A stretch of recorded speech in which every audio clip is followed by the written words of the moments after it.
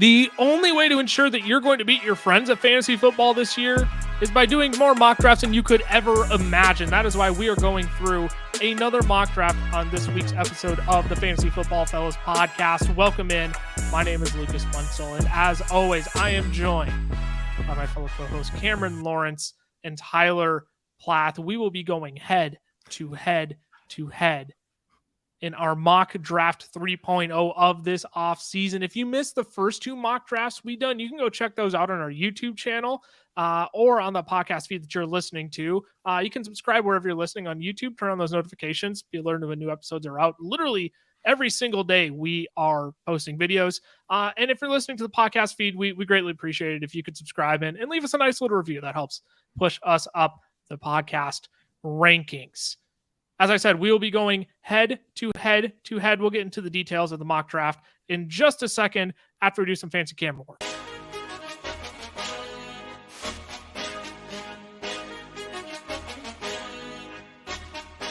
Alrighty, now that we are set up in a 12-person full PPR mock draft, I will be drafting from the 103. Cameron will be at the 108. Tyler will be smack dab on the turn at the 112. We will be breaking down our picks live. We will be giving some additional thoughts to the logic of our picks. You'll get to witness a few different strategies we implement. This is why we do mock drafts, baby. There's always something new that we try out in almost every draft, and you'll get to experience that firsthand on this episode. I won't waste anybody's time, though. Let's begin at the 101. Jamar Chase, Justin Jefferson. This is pretty consensus for the first two picks that go off the board. Now, I kind of want to go wide receiver heavy. I kind of want to take a Cooper Kupp here, a Tyreek Hill. Those two are my wide receivers 3 and 4. Here's what I haven't done though. I haven't started a draft with my overall running back 1. That is Austin Eckler this year.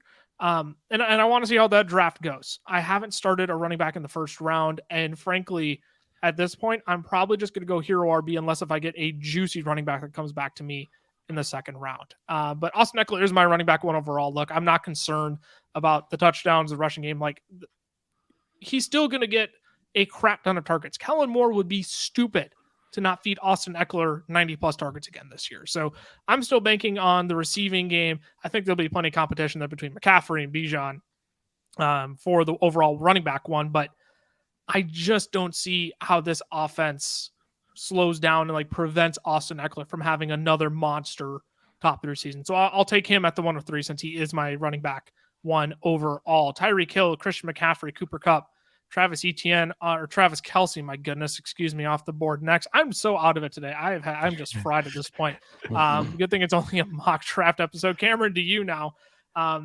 Basically the big 7 that go off the board right away. Those are the first 7 picks you can pretty much lock in everywhere. You start to get a little bit ambiguous now. What are you thinking here at the 108? So I got a couple things crossing my mind, right? We've moved on from that tier 1 wide receiver. I have the 4 guys that have gone, as Lucas said. I have them as the tier 1 wide receiver.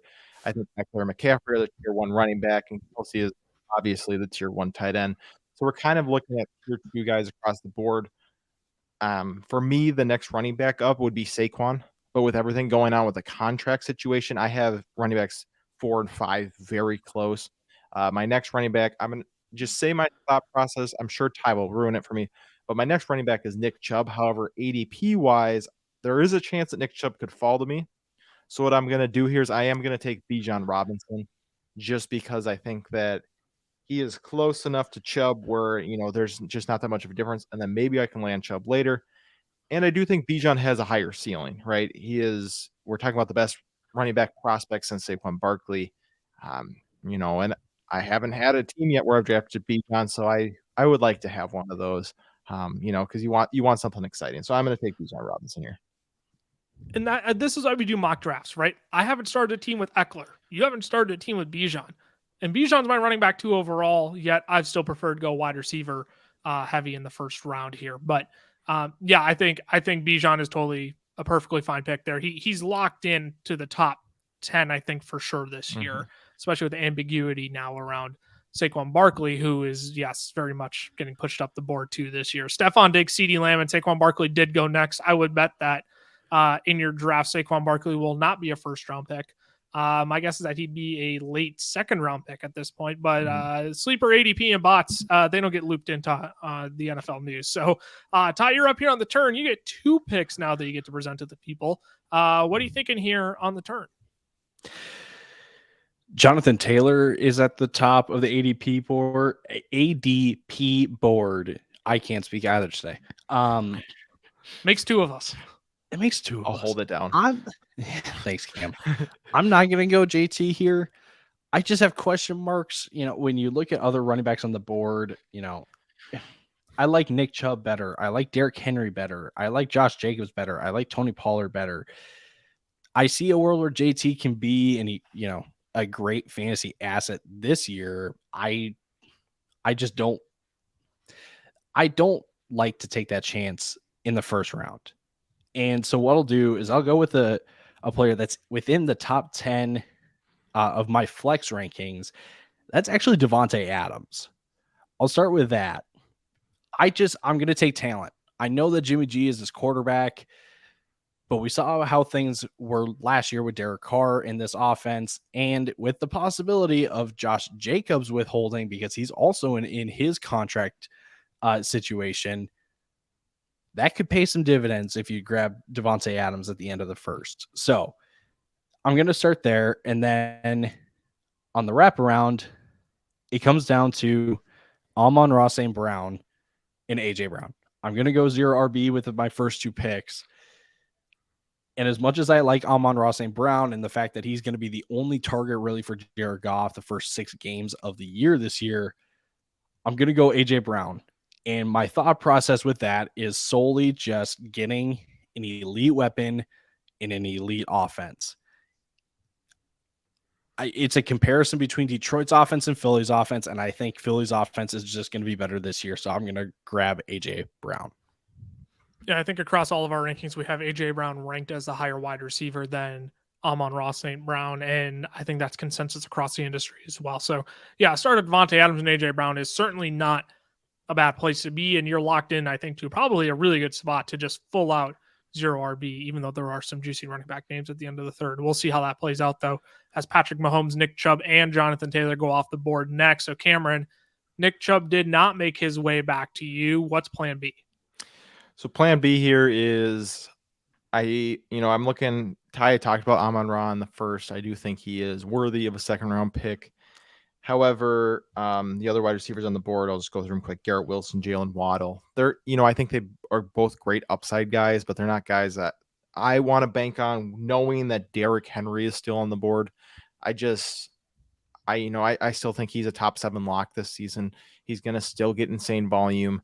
He's the only guy there. And you know what? Maybe he declines a little bit, but with the amount of volume and just how big he is overall, he's still going to get a lot of touchdowns, and he's still going to be very good for fantasy football this year. So I am going to take Derrick Henry right here and start running back strong. Yeah, it's tough to pass up on the 2 stud running backs who are going to get a crap load of touches this year in both Bijan Robinson and Derrick Henry. Bijan Robinson, who now has, Derrick Henry's old offensive coordinator, Arthur Smith, as his head coach. He's going to have touches galore this year. You get Derrick Henry, who that Tennessee Titans offense, even with DeAndre Hopkins, I think is still probably going to run through him. I do really like that pick there, actually. Amon-Ra St. Brown, Garrett Wilson, Mark Andrews, Josh Allen off the board next. Now I'm back on the clock.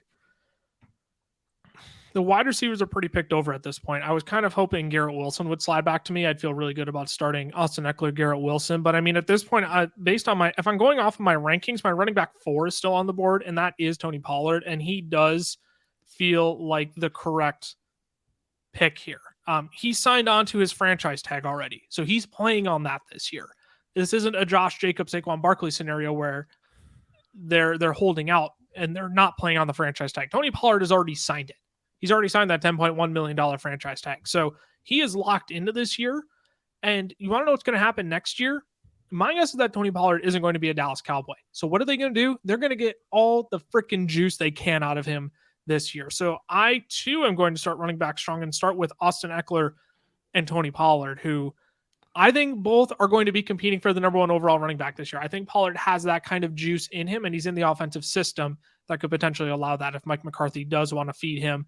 And I just look at his competition, man. No more Zeke. Like Malik Davis and Deuce Vaughn don't scare me at all. Ronald Jones, journeyman of the past few years, Ronald, like none of those dudes scare me. It's Tony Pollard season, baby. Jalen Waddle, Brees Hall, Ramondre, Chris Olave went next.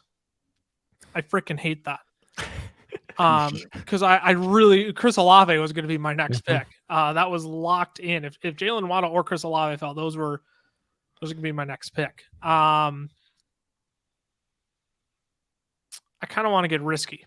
I kind of want to go Josh Jacobs and just have a powerhouse trio of running backs. I don't think I want to do that though, because the wide receiver dead zone is just absolutely horrific coming up.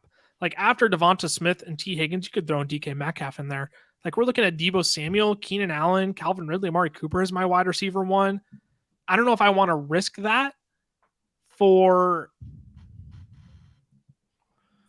a guy who might not play, and all of a sudden I could have drafted Devonta Smith or T. Higgins who are guaranteed to be on the field this year. So I am going to just draft my next highest ranked wide receiver, which is Devonta Smith. I will make him my wide receiver 1, though I am very, very sad that Jalen Waddle or Chris Olave did not make their way back to me, because I would much rather have them as my wide receiver 1 than Devonta Smith. But that's the price you pay for going running back heavy early. DK Metcalf, Josh Jacobs did go off the board. Jalen Hurts, Najee Harris next. Cameron, back to you now as someone who also went wide receiver heavy early, who is also realizing that the wide receiver fall off is coming very, very quickly. There is still one more stud running back, wide receiver left on the board. Will you go that route? You are right. There is one more stud running back on the board, and I just don't know if I can pass him up here. Ty misspoke I spoke correctly. Ty misspoke earlier when he said that there is no other target in Detroit for the first 6 weeks, because there is a guy who could be seeing 100+ targets this season, and that is Jahmyr Gibbs. But Lucas has kind of spelled it out. Man, do I really want to risk not having a wide receiver? T. Higgins is actually not my next highest ranked wide receiver here. So I do think that I am going to risk it a little bit and go running back heavy to start 3 running backs in a row. I saw a tweet from our friend Dave Kluge, who was on the podcast last week, and he said that if Bijan Robinson wasn't in this draft, Jahmyr Gibbs would easily be a first round fantasy pick. We just don't want to have 2 rookies in the first round. And you know what? I tend to agree with him. So I am going to go double rookie running back here and take Jahmyr Gibbs with my 3rd round pick. So Cameron went 3 running backs strong, and that's like pain and agony for Ty, as he went double wide receiver off rip. I know he was hoping for Jahmyr Gibbs to make his way back to him. If you're watching on YouTube, double hands to the head as I lean away from my mic. And then what's even worse, off the board next, Joe Burrow, Travis Etienne, Aaron Jones. Ty, to you now. Look, T. Higgins is still on the board. Ken Walker, I know we're all pretty out on Ken Walker, but I mean, you might be able to salvage your running back room with one name that's on the board given some recent news, or you just going to commit to 0 RB. I'm just going to go the 0 RB route, because somebody just likes to take the fun out of my mock draft experience. And that's, you're welcome. It's team 11 actually, because he took Aaron Jones. So yep. Cam, just pipe down, would you? I was so proud of myself, and now you just like ruined it. Like that was a dream come true to ruin your mock draft. Sound like an idiot. So I'm gonna go 0 RB, and I'm gonna load up on wide receivers. I'm gonna go T. Higgins here, and then I have a choice. Do I want some rushing ability with Lamar Jackson to get some kind of rushing production in my team? I like that idea a lot. But you know what other idea I like a lot? I like the idea of Keenan Allen on my team as well. You son of a gun. I'm going Keenan Allen. I am fully committing to the 0 RB. Yeah. See, now he knows how it feels. Yeah. Welcome to my world. Yeah. So again, my first 4 picks: Devontae Adams, AJ Brown, T. Higgins, Keenan Allen. I'm not touching wide receiver until like the last round or two. Like I am set on wide receiver for a very long time in this mock draft. Yeah, at this point, you can just punt on wide receiver. You can just focus on quarterback, tight end, and running back literally the rest of the draft. And I was surprised when Cameron said his next highest wide receiver was still on the board, and he had that kind of a reaction to Keenan Allen. I thought it was going to be Amari Cooper that he took there, Ty. But Ken Walker, Deebo Samuel, and Amari Cooper went next. So, Cameron, you're kind of SOL on wide receiver here. We've hit that wide receiver dead zone. I mean, some of the names we're looking at: Calvin Ridley, DeAndre Hopkins, Terry McLaurin, DJ. Like, those are the names in this range, and it just feels really gross to draft any of those guys as your wide receiver one at this point. But I mean, look, a few nice non wide receiver positions are still available at the top of the board here. What are you thinking here, given the context of the wide receiver landscape? Yeah, I think I'm going to have to go 0 wide receiver, which is a strategy I don't recommend. Amari Cooper, Keenan Allen, was hoping one of those two would fall back to me. They were definitely both the guys that I was going to target. But like you said, the next wide receivers up: Calvin Ridley, D-Hop, Terry McLaurin. D-Hop's my favorite out of the three, but I don't want to have two Tennessee Titans on my team. So I'm going to pass on him there. And Lamar Jackson has fallen. A couple spots past where he has been drafted. So I am going to take Lamar Jackson here and just fully commit to the common 0 wide receiver. The fully common 0 wide receiver.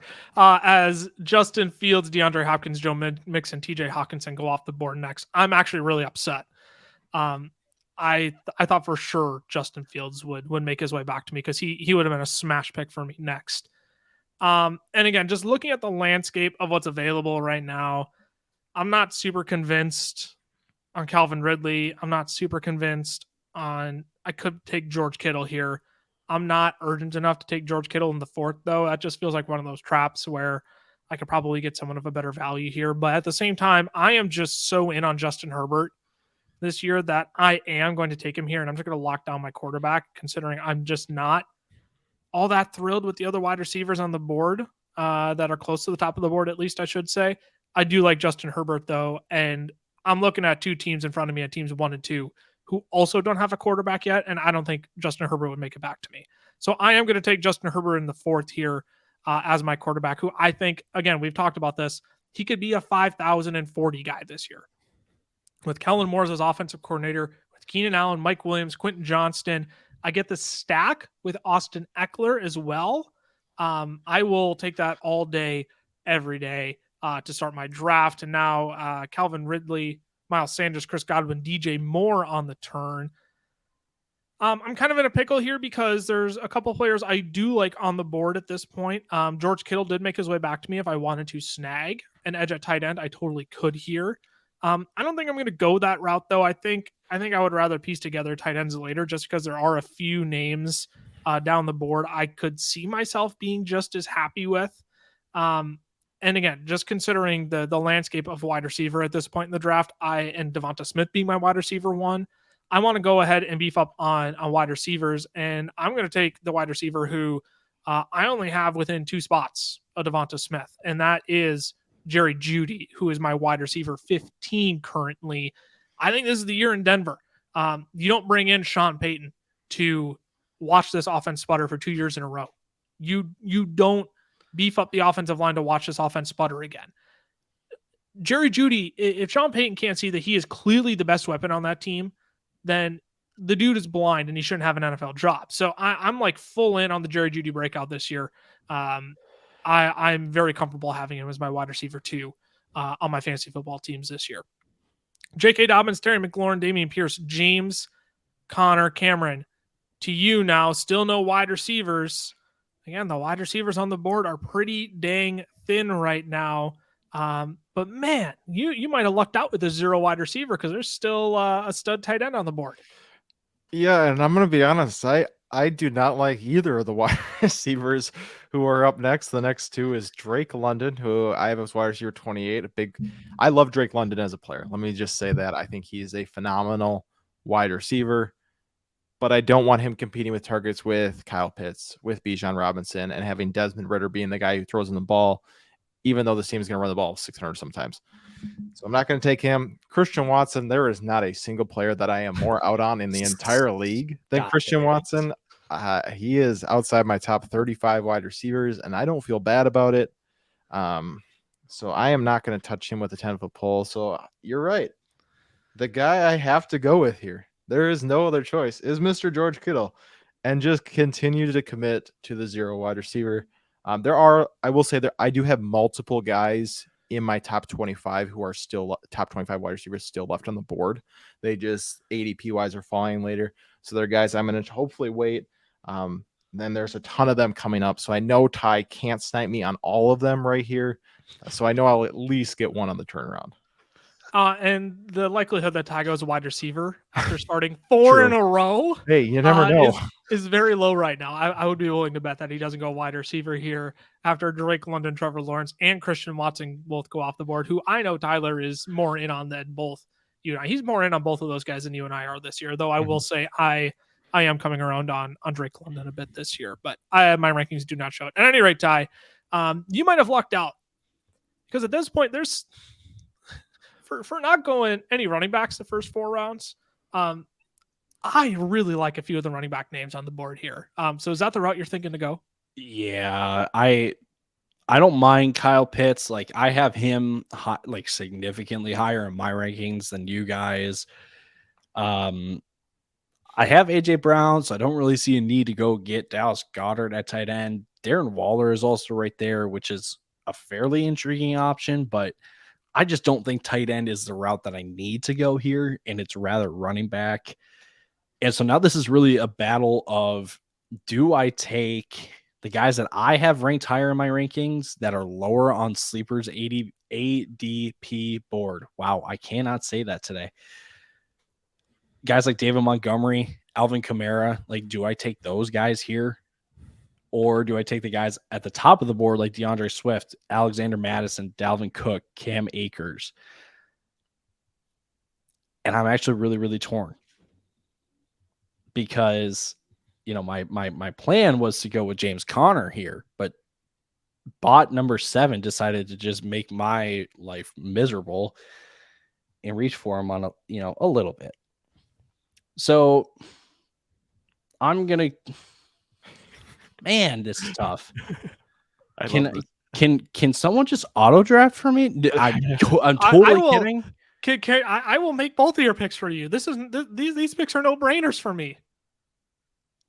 Well, I would take both Alexander Madison and Cam Akers right here. Those would be my 2 picks. See, I can't commit to Cam Akers because what I saw last year is his success came when there was no one else in the offense. Now Matt Stafford is back and Cooper Kupp is back. I don't like the look of it. I can see why some others might be in on it. I just am not.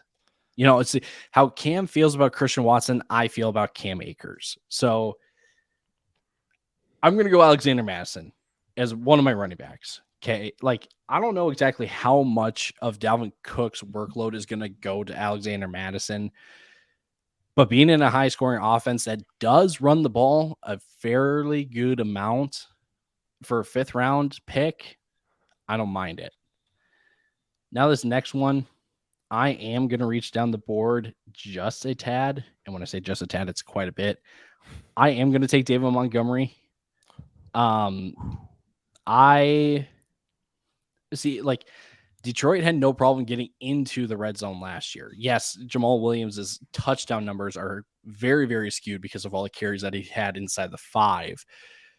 But the picture of this offense is very, very clear. They like to run the ball and they like to utilize play action to hit Amon-Ra, and now they added Jahmyr Gibbs as another layer in this offense. If I'm going to get a red zone threat, I like Detroit's red zone threat, and David Montgomery figures to be that guy. So I don't mind reaching a bit on Montgomery there compared to all the other running backs who are available at that point. And the odds that a guy like Montgomery would make it back to you are fairly low. So at that point, you just have to go out and get your guy. So the thought process does check out there. Kyle Pitts, DeAndre Swift, Cam Akers off the board next. Cameron, you have a nice little group of wide receivers to choose from here. But but I'm not going to let you process which one you actually want to take until after a break. Today's podcast episode is brought to you by our friends over at Underdog Fantasy. Now, we love Underdog. It is the easiest place to play best ball formats, and they even have their own form of player props called Pick'em. You can make up to 20 times your money on a single night by correlating props together. 2 picks will triple your money, 3 will 6 times it, 4 will 10 times it, and 5 plays that all hit will multiply your entry by 20. You can even place insurance on your picks too, so if only 4 of your 5 props hit, you still get 10 times your entry. And if you use our code FELLAS when signing up, Underdog is going to double your first deposit up to $100.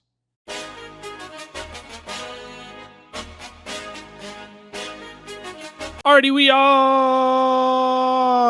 back. When we left off, Ty on the turn took Alexander Madison and David Montgomery as his first 2 running backs. And off the board next went Kyle Pitts, DeAndre Swift, and Cam Akers, which is no problem for Cam because, well, he doesn't need a running back after starting 3 in the first 3 rounds and having Lamar Jackson and George Kittle as his 2 lone positional players at quarterback and tight end. So, Cameron, at this point, I just have to assume you're going wide receiver. I kind of assumed it going into the break. And if I were in your shoes, there's a few different names that I definitely would be eyeing right now. Yeah. So I know Lucas loves Marquise Brown here. He's actually not one of the top 2 guys on my list. I got 2 guys who are higher. And then it's Christian Kirk and Mike Williams. And let's be honest, they are 2 very different fantasy players. Mike Williams is a guy who is extremely boom or bust. He has been, even in his wide receiver 12 season, he was boomer bust. And then Christian Kirk is the opposite. Christian Kirk is a guy in the slot who's going to get you consistent points every week, right? He's probably got a floor of 9 fantasy points, but there are going to be very few weeks where he's putting up 25 plus. And so for me, it's just, what do I want? And I think I'm going to take the upside with Mike Williams as my wide receiver 1. I've got a solid enough team around me. I believe my running backs are going to be solid week to week, giving me consistent points. So I want a wide receiver now who can go out and win me a week with the base that the rest of my team is playing with. So I am going to take Mike Williams here. That's interesting because I feel like between those 2, I would have leaned Christian Kirk for the exact reason you mentioned, for safety. Because I feel like he is probably a safer, more consistent option. But at the same time, I can't fault the reasoning of, is Christian Kirk going to go out and win me a week? Probably not. And if I do need that from my wide receivers, I may as well start taking shots on them to help them put me up and over the top. So I can't fault there, though. I probably personally would have leaned Christian Kirk. And off the board next, which actually really sucks, Marquise Brown, Dalvin Cook, Brandon Ayuk, Michael Pittman. I was kind of hoping Marquise Brown would make it back to me given the state of my team. But here's what I'm looking at. I'm looking at Dallas Goedert and Darren Waller. I think I'm going to go the tight end route here, mostly because I'm looking at team 2. They got 5 wide receivers. I'm going to guess that they don't take 1. And team 1 is kind of all over the map, so a little bit more of a wild card. But I would be willing to bet that team 2 goes either tight end or running back with one of the next 2 picks. So in that case, I am going to go ahead and take one of my tight ends. I'm going to take my highest ranked tight end, and that will be Dallas Goedert. I've taken him in past mock drafts as well. The thing about Goddard that I don't think people realize, last year in the first 10 weeks before he was injured, he was a top 10 tight end in all but 3 of those games. He only had 2 games of fewer than 6 targets during that stretch. He only had 2 games of fewer than 60 receiving yards during that stretch. 3 games of fewer than 60 receiving yards during that stretch. Only caught 3 touchdowns. Yet we're looking at a guy who is a consistent top 10 contributor. Change of scenery for Darren Waller could be a good thing, but I like the Eagles offense a whole lot more. And I understand I already have Devonta Smith, but I think this Eagles offense is going to be high powered enough to be able to support the 2. Like, we even look at Devonta Smith at the start of last season. They both were contributing just fine. Devonta Smith was putting up, I should retract that statement. He was definitely better in the second half of the season. He was still performing at like a wide receiver 2 level. It wasn't as pretty, but I think I'm willing to take that risk just so I lock down an advantage. I just don't really like any of the other guys on the board.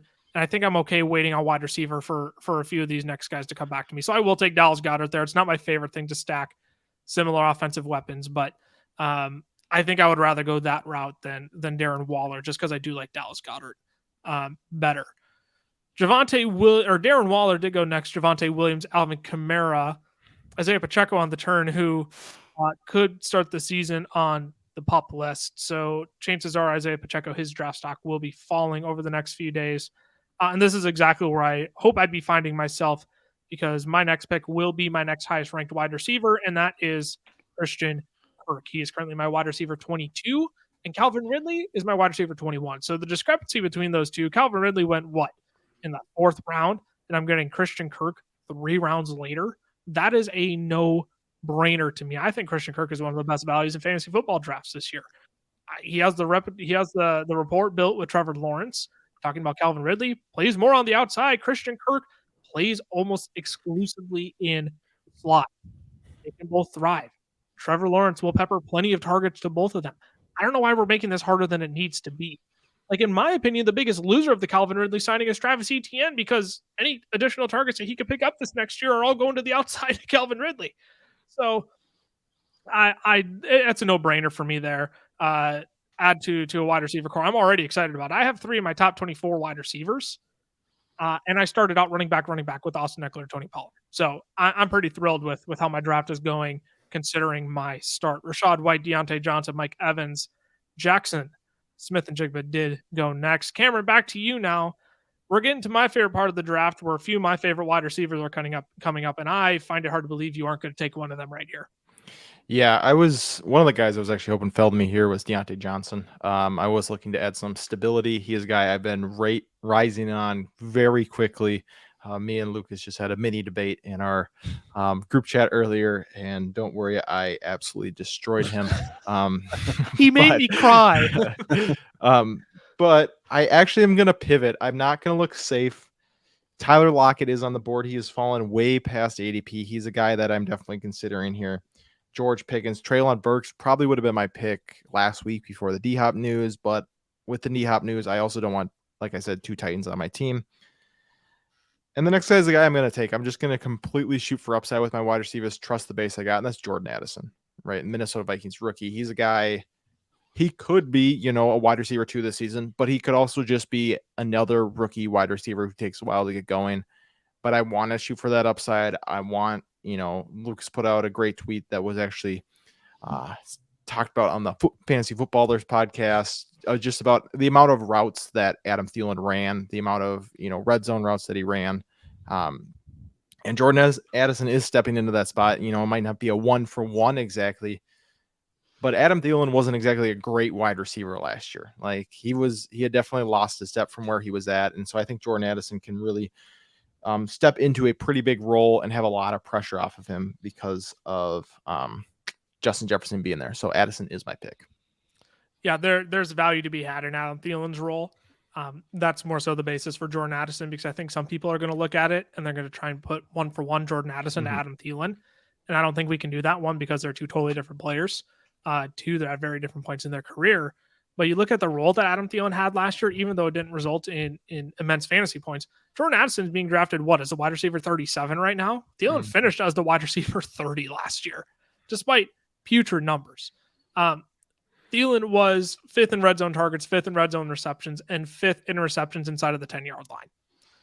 That's where quality fantasy points are had. So I'm like, Jordan Addison's a top 24 wide receiver for me. I bumped him up in my rankings recently. He is my wide receiver 24 currently, because I think there's immense opportunity to be had in Minnesota.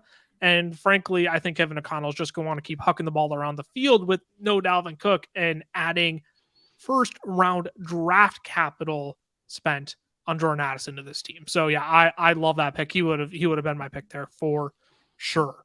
Tyler Lockett, George Pickens, Treylon Burks.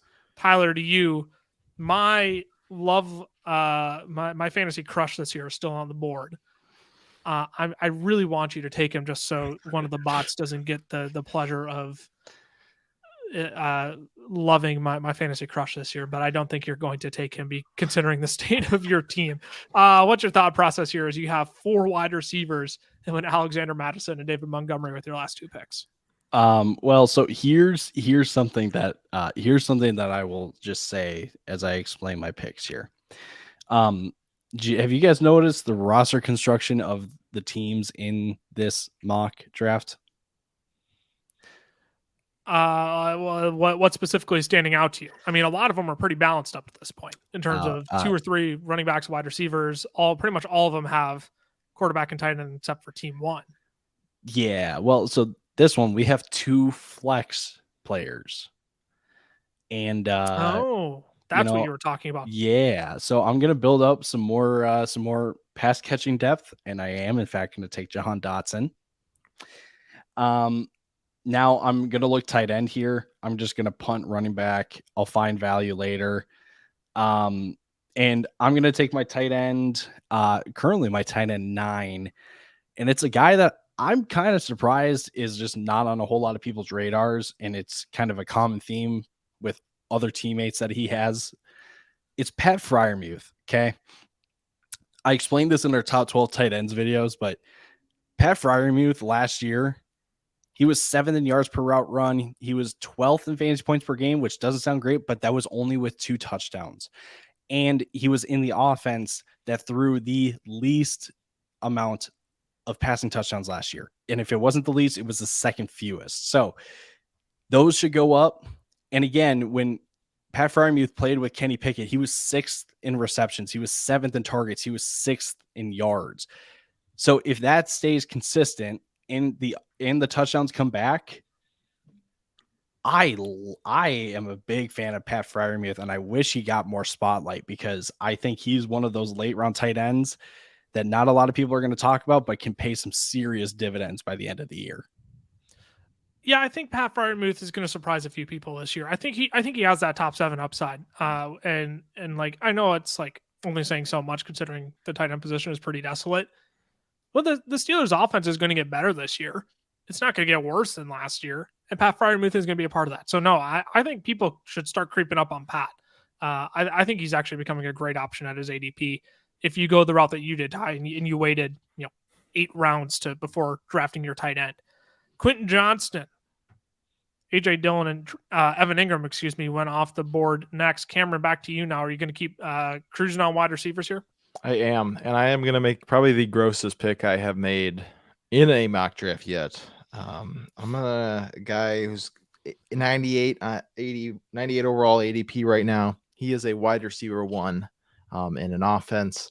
He has been a little lackluster, I guess we could say, the last couple of years, but I'm not saying I think he's going to bounce back, but I think he can be good enough to be my wide receiver 3, and that is Mr.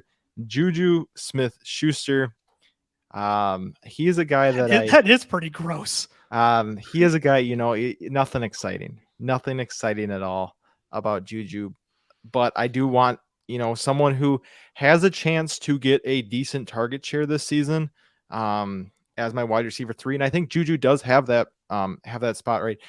You talk about other targets on this New England team, right? Devontae Parker just got paid, crazy enough. They have Tyquan Thornton, Mike Gesicki, but there's no one that you're like, man, they have to get targets. And Mac Jones is going to throw the ball in this new Bill O'Brien offense. So I'm going to take the shot that Juju maybe doesn't have a career resurgence year, whatever. Wow, that was just an awful sentence. But doesn't have a resurgence, but maybe he starts flirting with 1,000 yards. And as a guy I'm taking in the 8th round, I think he could get the targets where that might be a possibility. It's just such a gross name. Like I don't want to spend more time on Juju than that.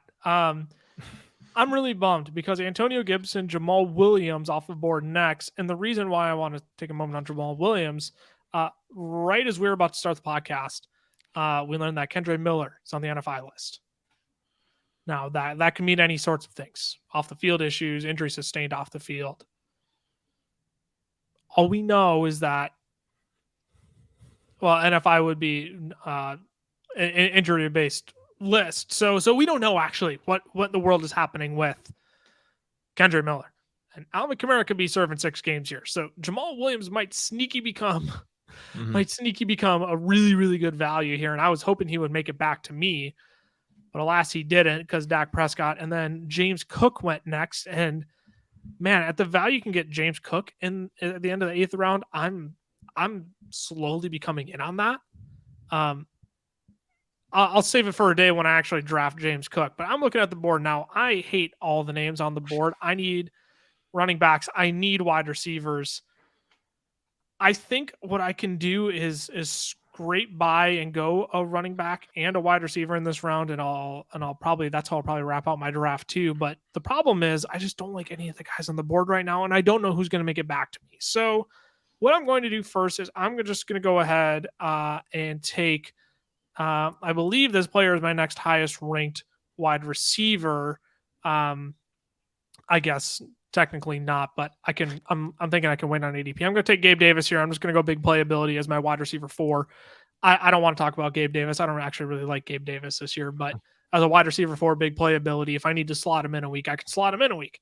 Deshaun Watson, Brandon Cooks, Michael Thomas, Rashad Penny on the turn. Then this I'm much more okay with because then I will take Samaje Perine as my running back 3 here. As Javonte Williams may miss some time to start the season, Samaje Perine is going to be the guy. I think Sean Payne's actually going to trust him a lot with their down work as well. He's a really, really good pass protector. So I think we'll see Samaje Perine out on the field more than we anticipated. And they brought him in to help make this offense better. They paid him a nice little chunk of change to come in. So I'll go ahead and take Samaje Perine as my running back 3. Kadarius Toney, Brian Robinson, Zach Charbonnet, David Njoku. Cameron, back to you now. Are you still beefing up wide receivers, or how are you looking to diversify at this point? I do think I'm going to still beef up wide receivers. I do want to say Gabe Davis was another guy I was thinking about at that spot. I just didn't want, 3 guys who are a little more high upside picks that I had, especially the wide receiver. I just wanted to try to get a guy who, could see some consistent targets this year. And I'm sure, you plug in Gabe Davis. He's a guy who could win you a couple of weeks, right? We've seen him put up 4 touchdowns in a game. So I don't hate the pick in the 8th round, right? It's not like you're paying that 5th round ADP people were last year. So I definitely don't think it's a bad pick. But looking to here, for me, it's between the 2 Ravens wide receivers. It's Zay Flowers and Rashad Bateman. I have Bateman ranked higher. I know there's those injury concerns with the foot. But I'm still in on him, and I think I am going to lean Bateman just because I don't want 2 rookie wide receivers. I don't want 4 rookies on my team in general. So I am going to take Rashad Bateman here, just because of the reasons I mentioned, just taking him slightly over Zay Flowers. Someone's got to lead the Ravens pass catching room in the wide receiver department this year, and it could just as easily be Rashad Bateman as Tyler likely gets sniped again because I'm guessing he thought Khalil Herbert would make his way back to him. Tua. No. I'll let him explain. I'll quit assuming as Zay Flowers. Oh yeah, Tua Tagovailoa. That was going to be the pick, and Khalil Herbert went off the board next. Yeah, Tua makes a lot of sense there. Here's what I'll say: if you want to learn anything from our last mock draft, Ty, don't go Anthony Richardson here because you're not going to get even though you have the next pick, you're not going to get Kirk Cousins, even though he went Anthony Richardson. Can I just remind the memes? Can I just remind the people? Ty likes Anthony Richardson. That is true. Yeah, the last, 7 rookie quarterbacks to finish with at least 480 rushing yards have all finished inside the top 10. Anthony Richardson is a value right now. And it would be, it's hard to take him earlier because it's a big investment on upside. But for a guy like Anthony Richardson, this late, I'm going to take that. And, I could go Kirk here and really kind of lock down the quarterback position, right? So I do have some safety and insurance with Kirk Cousins. I looked on the board and I like Daniel Jones. I like Geno Smith, but I just don't think they're going to make it back to me the next time I pick. So I am going to go Kirk Cousins here. That way I do have some safety and some insurance in case Anthony Richardson doesn't work out, because I'm not going to sit here in oblivion and say that Anthony Richardson is a lock to finish in the top 10 or top 12. But having a guy like Kirk Cousins in an offense like Minnesota, I think there's worse quarterback pairings to have. And I really, really like that pairing for my team. You want to know who's finished as a top 12 quarterback in 7 of the past 8 seasons? Kirk Cousins. Kirk Cousins has. He feels fairly bust-proof this year. Mm-hmm. Like he feels like a safe top 12 option this year in some capacity. Dalton Schultz, Devon Achane, Cortland Sutton off the board next. Cameron, back to you. You've gone on a nice little run of wide receivers here. What's your move now, considering you have quarterback and tight end locked down? I assume you're just adding depth at either running back or wide receiver. Yeah, for sure. I am not a guy. I have never been a guy who drafts multiple quarterbacks and tight ends on a team. That's just not in who I am. Usually, taking quarterbacks and tight ends is not who I am either. But both these guys fell, so I had to do it in this draft. Looking at every name on this list, it is Lucas said it, 2 rounds ago. Now it is really starting to just get gross on who is left. And there's really nobody I want, honestly. So I am going to just try and build up the running back depth a little bit. I'm going to take Damian Harris, hope that he gets somewhat of a decent role in Buffalo. Understanding that James Cook is a smaller back, right? There, we've seen injuries with smaller backs. Maybe he finds a way to take over the workload there, but also understanding Latavius Murray is in the mix and he does find a way to steal carry somehow. So I don't know. Damian Harris just feels like maybe the safest running back right now that I could plug in and get 6 points from on any given week if I needed to, which is disgusting to say, but that's kind of where I'm at with the players left on the board. No, I 100% hear you, because that's where I'm at, as well as Aaron Rodgers, Jameson Williams, Odell Beckham, and Dalton Kincaid go off the board next. I mean, I have my next 2 picks planned out already. And they're, ironically enough, I believe they're both 38 in my rankings at their respective positions. That's a lie. One is 32 and one is 38. I'm going to start with Rondale Moore. I just can't get over these target numbers that I'm looking at. When he was healthy in weeks 4 through 10 last year, this is a dude who had 8+ targets in literally 5 of those 7 games. I can't ignore that. He didn't do much with him. I'm not going to sit here and act like he was an overall wide receiver 1. He was a wide receiver 17 during that stretch, but I don't know, considering the state of my wide receivers, sure, I'll go ahead and I'll take a guy who frankly will just see a buttload of targets on a team that's going to be playing from behind in almost every single game. That's fine as my wide receiver 5. Now, in terms of running back, Rondale Moore is my wide receiver 38. I technically have him ranked higher than Gabe Davis, but I figured I could play the ADP game there. My running back 32, and I'm shocked by this. I'm just as shocked by this as you are, is Raheem Mostert. Now, that's a total gamble of, is he going to stay healthy this year? I have no freaking clue. Probably not. But at this point in the draft, who else am I going to take? Devon A-Chain, even though I have Raheem Mostert ranked higher, I have to go back and do some tweaking, because I do like Devon A-Chain. I think he is ultimately going to fit super well into this Mike McDaniel system in Miami. I think he ultimately will start to take the reins away from Raheem Mostert and Jeff Wilson. But at this point, Raheem Mostert is my highest ranked running back there. And considering I have Austin Eckler, Tony Pollard, and Samaje Perine, I'm just going to shoot for upset at the running back position, because Austin Eckler and Tony Pollard are going to be my starters every single week. I have nothing to worry about there. So I'm fine taking a shot on Raheem Mostert, who, I was shocked was actually my running back 32. Though I'm looking at it and I think I kind of regret that pick, because I think I would have rather gone a different route, but maybe he'll make it back to me. We'll see. Darnell Mooney, Cole Kmet, Elijah Moore, Jerick McKinnon off the board next. Cameron, again, the names are getting gross at this point. Let's not spend too much time. Let's spare the people the analysis on just likely cuttable players by the start of the year. Who's your next pick going to be? The true wide receiver 1 in Carolina. I'm going to keep my wide receiver room gross and go Adam Thielen. It is not looking great as far as, pretty names, but I think I will be able to scrounge up enough between Juju, Rashad Bateman, and Adam Thielen to find a wide receiver 3 on my team. You could just make a trade with, someone that has a lot of wide receivers and stuff. And I'll extend an olive branch. Here's Keenan Allen for Jahmyr Gibbs. How about Damian Harris for Devontae Adams? How about we just stop and just move on? Alrighty. Glad we were. I find it hard to believe you aren't going to take 2 running backs here, given that conversation. Yep. So again, Lucas, you said it. These are guys that are likely going to get cut by week 1 or week 2 because of other guys that are popping off on waivers and stuff. And one guy I don't think is going to be droppable, that's Devin Singletary. For whatever reason, people just expect Dameon Pierce to have the backfield to himself again this year.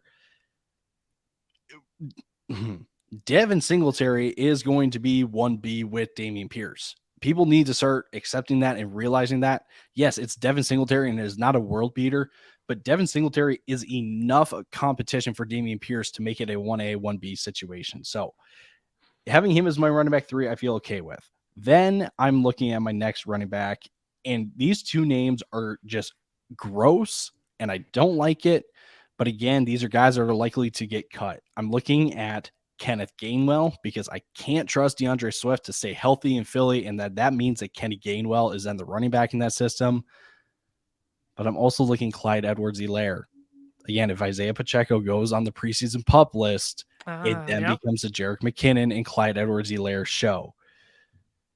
And since I already have a pass catcher in AJ Brown, I'm not really feeling the need to go get another Eagle, even though I don't think like they'll, work against each other in any way. I am going to go Clyde Edwards-Helaire. Again, let's just see what happens with Isaiah Pacheco. But if he does miss game time at the beginning of the season, that's a free 6 games that you have with Clyde Edwards-Helaire on your bench. Yeah, that's a really good point you bring up at this point in the draft. When you start doing mocks, like you have to start looking at these guys who could start missing time at the beginning of the year. We talked about Jamal Williams. We talked about Isaiah Pacheco potentially starting on the PUP. That means guys like Jerick McKinnon, guys like Clyde Edwards-Helaire are going to start shooting up your draft board. So, and maybe this is more specific for like the best ball nerds out there. If you want to get in on a best ball draft and you've never tried it before, we're literally hosting leagues every single day. You can use the promo code fellas to sign up for Underdog. They'll give you free money. It's $100 welcome bonus. When you sign up, that they'll double your first deposit. That's how that welcome bonus comes into play. That mostly applies to best ball. You'll start seeing a lot of Clyde Edwards-Helaire and Jerick McKinnon shoot up the board along with the Jamal Williams as Jacoby Myers, Tyler Higbee, and Kendre Miller, who is going to end up on the NFI list, or who is on the NFI list currently, and Alvin Kamara potentially missing 4 to 6 games. That hasn't been confirmed, but Jamal Williams is all of a sudden the only dude there. So I think that's a good point you make, Ty, at this point in the draft of, you know what, actually Clyde might not be droppable for the first 6 weeks if Isaiah Pacheco starts the season on the PUP list. At this point in the season, it's totally fine to do in a mock draft. I think that's a great pick. Cameron, I mentioned the names drafted after Clyde Edwards-Helaire. I went on a little bit of a mini rant there, but I'll kick it back to you here. Who's going to be your last pick in our mock draft 3.0? I'm not usually a handcuff guy, but I'm going to go with a handcuff here. And that's because I do think Tyler Algier could have standalone value this year. Just because of the fact that the Falcons ran the ball so much last year. There's room in the way they ran it last year that he could be pushing 200 carries while Bijan pushes 300 carries, right? That's just to put in perspective how much they actually ran the ball this year. Do I think that's going to happen? Probably not to that extreme, but there is room for that. And so I am going to take Tyler Algier because if Bijan were to go down, the role for Tyler Algier would be enormous. And so I am going to add him here as my running back 5 and the last pick on my team. And he's shown he can handle that load too. Yes. That's the other thing. He's shown he can handle it. Again, not a world beater, but Tyler Algier has shown he can handle it. Jonathan Mingo, Sam Laporta, Jared Goff, Rashee Rice went off the board next, and I'm very happy because I am going to take a running back here. I thought he would go beforehand. I'm going to take Jaylen Warren, who I think is going to be very difficult for the Pittsburgh Steelers to keep off the football field this year. Ty, you were onto this before Cameron and I were. Like, there's a lot of sneaky similarities to Tony Pollard there in terms of how he relates to sharing a backfield with Najee Harris. Mm-hmm. Like, there was a little bit of buzz at Tony Pollard, when he first came on the scene. Well, in the second year, it's like, oh my gosh, Tony Pollard clearly looked like the better running back. And you get to last year, it's like, holy crap, Tony Pollard is the better running back. We're in like phase 2 of that 3-phase swing of seeing momentum change to the backup running back. Now, don't hear what I'm not saying. I'm not saying Jaylen Warren is going to be a top 10 running back this year. That's not what I'm saying at all. But I am saying, if his snap counts are sitting right around 45%, 50% the first 2 weeks, I'm going to find it hard to cut Jaylen Warren because that shows to me that they think there could be more life in Jaylen Warren than there is in the plotting Najee Harris, who's just terribly inefficient. So to round out my running back core, I actually like adding Jaylen Warren there. But again, if he's a guy who's putting up half a point the first 2 weeks, bye-bye. We'll see you later, right? He's a guy who I'm happy to cut as well if I don't see that promise right away. That wraps out our mock draft 3.0. Let's quick recap the teams before we close out the episode here. I was at the 103 and I started Austin Eckler. Then went Tony Pollard, Devonta Smith, Justin Herbert, Jerry Jeudy, Dallas Goedert at tight end, Christian Kirk, Gabe Davis, Samaje Perine, Rondale Moore, Raheem Mostert, and Jalen Warren. You want to know what I forgot to add during this episode? Wanted Rondale? Yeah, I wanted Rondale and I took him, baby. Cameron from the 108, what did your team look like? I went running back heavy with Bijan, Derrick Henry, Jahmyr Gibbs, then Lamar Jackson, George Kittle to really round out my running back heavy team. Then or 0 wide receiver. That's what we're looking for. Then I went Mike Will, Jordan Addison, Juju Smith-Schuster, Rashad Bateman, Damian Harris, Adam Thielen, and the Tyler Algier. Tyler from the 112, the man on the turn. Started off with Devontae Adams and AJ Brown. Then I went T. Higgins and Keenan Allen. Grabbed my first 2 running backs with Alexander Madison and David Montgomery. Got my wide receiver depth with Jahan Dotson. And I got my starting tight end with Pat Freiermuth. Grabbed 2 quarterbacks, Anthony Richardson and Kirk Cousins as insurance. Then I wrapped it up with Devin Singletary and Clyde Edwards-Helaire to build some running back depth. We'll throw these teams up on the socials and let you all decide who drafted the best team. It was me. I'm feeling very confident after this one that the people will be in favor of my team. Yeah. They'll look at the Justin Herbert, Austin Eckler stack, and they'll say, that man's a genius. And they'll like my team the best. I'm getting tired here, fellas. Thanks for tuning into this episode of the Fantasy Football Fellas podcast. If you're watching on YouTube, remember, subscribe, turn on those notifications so you know when new episodes are coming out. We are literally dropping short form content and the 15-20 minute range. Obviously, hour-long podcasts like this we're dropping as well. Mock drafts, everything of the sorts. And if you're listening to the podcast feed, we are super grateful for your support. If you wouldn't mind subscribing and leaving a nice little review, that helps push us up the rankings. If you haven't noticed, I haven't really said this. If you are listening to the audio feed, the audio podcast feed, we're down to 1 episode a week. That is mostly because we are starting to allocate resources to the YouTube, for example, right? We're releasing 2 different YouTube videos a week now. So if you want more content, if you're like, man, I'd really like the audio podcast, go ahead, tune into the YouTube channel. We have 2 additional 20-minute episodes, if you will, coming out every single week on YouTube. So just wanted to make that announcement and remind everybody that we are down to 1 episode a week. We'll be back up to 2 when the regular season starts. I think that's all I have. Did I miss anything? Nope. Sounds good to me. Fellasdraftguide.com if you want our draft guide, or you can get it for free using the promo code Fellas and Underdog Fantasy. They'll double your first deposit up to $100 there. And you can try out some of those best ball drafts that we were talking about earlier. And hey, you know what? Nice little bonus. You get our draft guide for free. Thanks for tuning into this episode of the Fantasy Football Fellas podcast. I'm at Lucas Wenzel on Twitter, CamLaw, FFF for Cameron, Tyler_Plath. And if you want to follow the main Fellas page, FF Fellas on Twitter as well. We will see you all next week. Deuces.